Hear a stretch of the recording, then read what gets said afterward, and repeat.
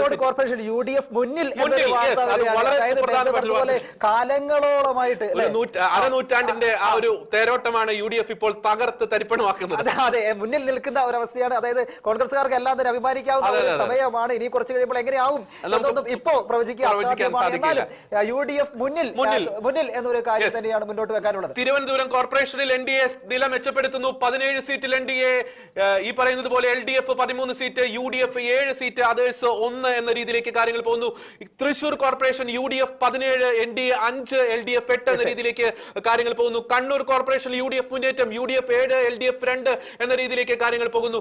തിരുവനന്തപുരത്ത് NDAയുടെ മുന്നേറ്റം. യെസ്, നമുക്ക് തൃശൂർ മുനിസിപ്പാലിറ്റി കൂടി വളരെ പെട്ടെന്ന് നോക്കാം. Chalakudy UDF, Chavakkad LDF, Guruvayur UDF, Irinjalakuda UDF, ഒപ്പം തന്നെ കൊടുങ്ങല്ലൂർ ബലാബലം, കുന്നംകുളം LDF, തൃശൂർ കോർപ്പറേഷനിൽ UDF, വടക്കാഞ്ചേരി UDF. പല മുനിസിപ്പാലിറ്റിയും കഴിഞ്ഞ തവണ LDFന്റെ പോക്കറ്റിലായിരുന്നു.